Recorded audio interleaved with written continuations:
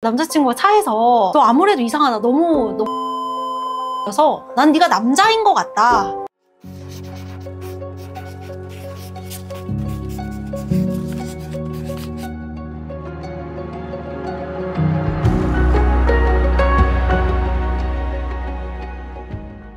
안녕하세요. 치유의 봄의 김유정 변호사입니다. 지난 영상에서는 합의에 대해서 상세하게 알아보았는데 피해자분들에 따라서는 나는 절대 합의는 어려울 것 같고 반드시 고소를 해야만 내가 일상으로 돌아갈 수 있을 것 같다 라고 생각하시는 피해자분들이 분명히 계시거든요. 오늘은 이런 피해자분들을 위해서 영상을 준비해 보았습니다.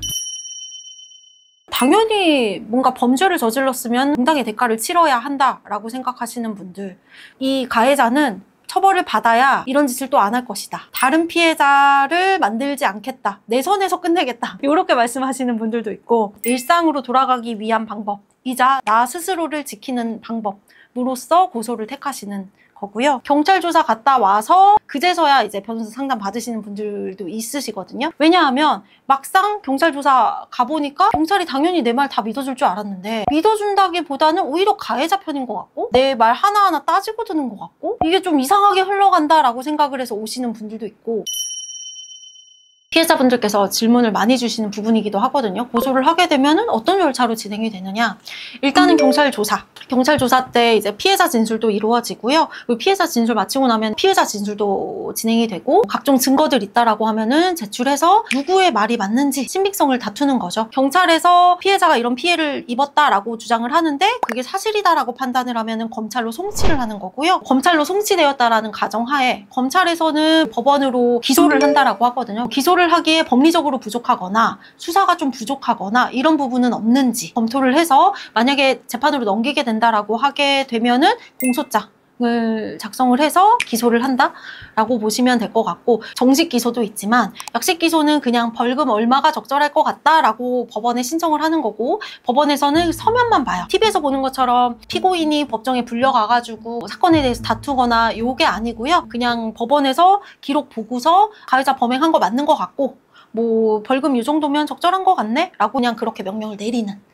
그래서 약식 기소를 할 것인지 아니면 정식 재판을 청구를 할 것인지 혹은 기소유예를 할 것인지, 가해자가 범행은 한 거 맞는데 한 번은 봐줄게 라는 게 쉽게 말해서 기소유예거든요. 그래서 기소유예를 할지도 결정을 할 수가 있고, 그 다음엔 이제 법원 과정인데, 피해자분들이 또 가장 걱정을 하시는 게 피해자 진술 때문에 고소를 하게 되면은 경찰서 계속 왔다 갔다 해야 되고 법원 계속 왔다 갔다 해야 되는 거 아니냐, 나 그래서 고소를 못 하겠다, 이렇게 말씀하시는 분들이 있는데요. 피해자 불러가지고 조사하는 경우 그렇게 많지가 않아요. 경찰, 검찰, 법원 전체 통틀어가지고 짧게 끝나는 경우에는 피해자 조사 한 번이면 끝나는 경우가 있고, 그것도 꽤 비중적으로는 많거든요. 가해자가 범행 인정한다라고 하면은 사실 더 다투지도 않아요. 그리고 가해자가 범행 부인한다고 하더라도 명확한 증거가 있는 편이다 라고 했을 때 피해자 불러가지고 또 뭘 조사할 건데요. 이미 다 했을 거기 때문에 법원에서는 가해자가 끝까지 범행 부인한다라고 하면 법원에서 한 번 정도는 증인으로 소환될 수 있어요.